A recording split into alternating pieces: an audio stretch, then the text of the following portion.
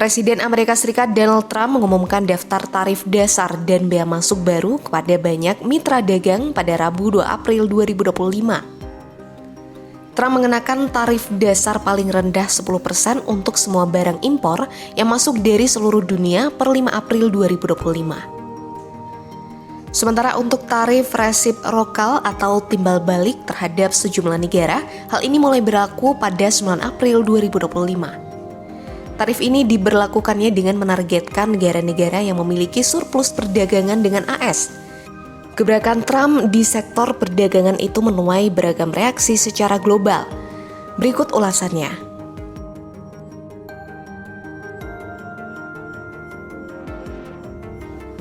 Pemerintah Cina menyatakan menentang keras tarif baru atas ekspor produk mereka.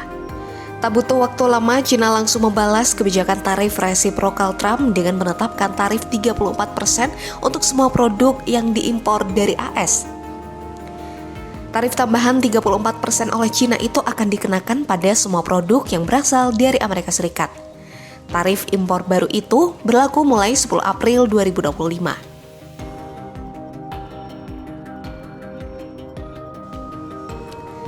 Presiden Prancis Emmanuel Macron menyerukan penangguhan investasi di Amerika Serikat. Macron bahkan meramalkan orang Amerika akan menjadi semakin lemah dan miskin setelah pengumuman tarif Trump. Macron menegaskan kembali posisi pemerintah Prancis bahwa respons Eropa akan datang dalam 2 tahap.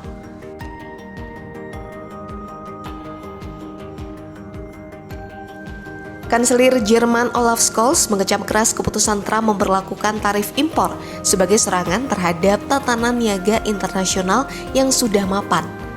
Scholz memperingatkan bahwa tarif baru yang diumumkan pemerintahan Trump akan menjadi bumerang yang merugikan konsumen AS melalui inflasi yang lebih tinggi.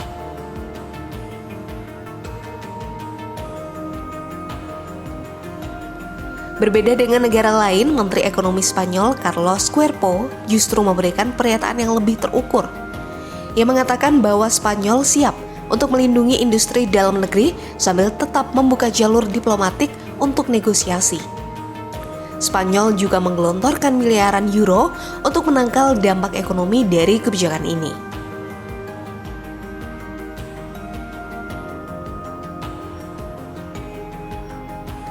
Sama seperti Spanyol, Inggris lebih memilih menahan diri dan fokus pada diplomasi.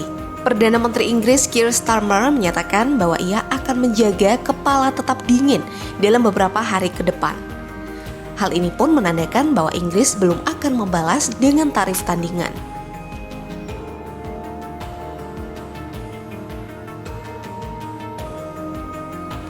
Ekuador sendiri termasuk negara yang terkena dampak paling ringan dari kebijakan tarif Trump. Mereka hanya dikenakan tarif 10%. Namun tetap saja mereka menyatakan keprihatinannya atas pengumuman tarif tersebut. Menteri Perdagangan Luar Negeri Ekuador Carlos Zaldumbide menyatakan bahwa pemerintah akan bekerja sama dengan setiap sektor untuk membahas tarif-tarif tersebut ketika informasi lebih lanjut tersedia.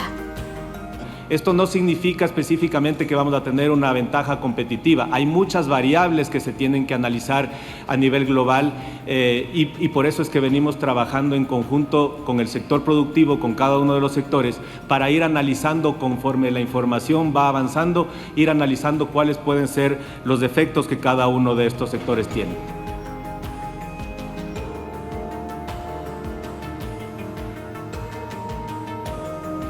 Meski Kanada tidak termasuk dalam daftar tarif baru Trump yang diumumkan pada 2 April 2025, mereka sebenarnya telah dikenai tarif sebesar 25% untuk seluruh ekspor ke AS yang tidak tercakup dalam perjanjian dagang US-Meksiko-Kanada. Perdana Menteri Kanada Mark Carney tetap menyatakan sikap tegas terhadap kebijakan proteksionis Washington.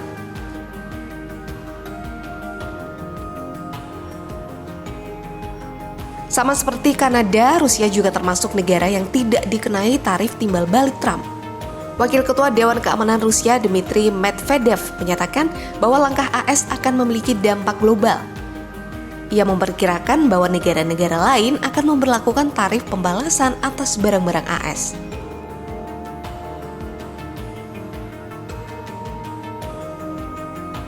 Indonesia juga merespons sanksi tarif impor resiprokal 32% dari Trump. Kepala Kantor Komunikasi Kepresidenan Hasan Nasbi mengatakan pemerintah mengirimkan tim lobi tingkat tinggi ke Amerika Serikat. Tim ini bertugas untuk negosiasi soal tarif timbal balik sebesar 32% untuk Indonesia.